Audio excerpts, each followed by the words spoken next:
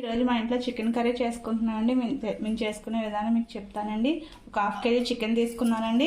ఒక 4 ఉల్లిపాయలు తీసుకున్నానండి. ఒక 2 టమాటాలు, 2 కరివేపాకు రెమ్మలు, 4 పచ్చిమిరపకాయలు, కొంచెం మసాలా అండి. మసాలా అన్నీ తెలుసు కదా, అల్లం వెల్లుల్లి పేస్టు, జీలకర్ర అన్నీ వేసుకొని మసాలా కూడా ఆడపెట్టుకున్నానండి. వేసుకుందామండి. కూర వేసుకుందాం. ఉల్లిపాయలు కూడా వేసుకున్నామండి. బాగా చికెన్ అండి శుభ్రంగా పసుపు వేసి మనకి నీసు వాసన రాకుండా ఉండాలంటే శుభ్రంగా చికెన్ పసుపు వేసి ఉప్పు వేసి కడుక్కొని పెట్టుకుంటే మనకి నీసు వాసన రాదండి. ఉల్లిపాయలు వేసినాయండి. ఎర్రగా వేస్తే టేస్ట్ బాగుంటుందండి. ఉల్లిపాయలు మగ్గుతున్నాయి కదండి. కొంచెం దగ్గరకు వచ్చి చూడండి. ఇందులోనే 2 మరాఠీ మొగ్గలు కూడా వేసుకున్నామండి. 4 పలవాకు కూడా వేసుకున్నామండి. చికెన్ కర్రీ చాలా బాగుంటుంది. మీరు కూడా ట్రై చేసి చూడండి. ఉల్లిపాయలు కూడా బాగా మగ్గాయి కదండి. మరాఠీ మొగ్గ, పలవాకు అన్నీ వేసుకున్నాం కదా. ఇంకోండి ఇప్పుడు టమాటాలు కూడా వేసుకున్నామండి. చికెన్లో టమాటాలు వేసుకుంటే చాలా బాగుంటుందండి. మీరు కూడా ట్రై చేయండి. ఇలాగా టమాటాలు కూడా బాగా మగ్గుతున్నాయండి. మగ్గాక అప్పుడు చికెన్ వేసుకున్నామండి.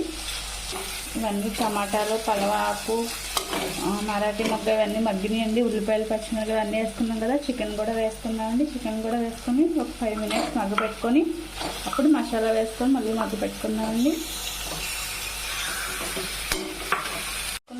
చికెన్ కూడా కొంచెం మగ్గింది. అల్లం వెల్లుల్లి పేస్టు, గసగసాలు, జీలకర్ర, లవంగ మొగ్గలు, దాల్చిన చెక్కలు అన్నీ వేసి ఆడుకున్నానండి.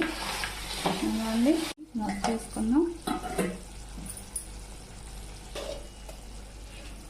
రుచికి తగినంత ఉప్పు వేసుకున్నామండి.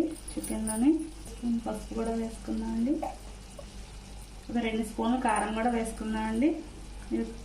మీకు ఎంత కారం కావాలంటే తిన్నంత వేసుకోవచ్చండి.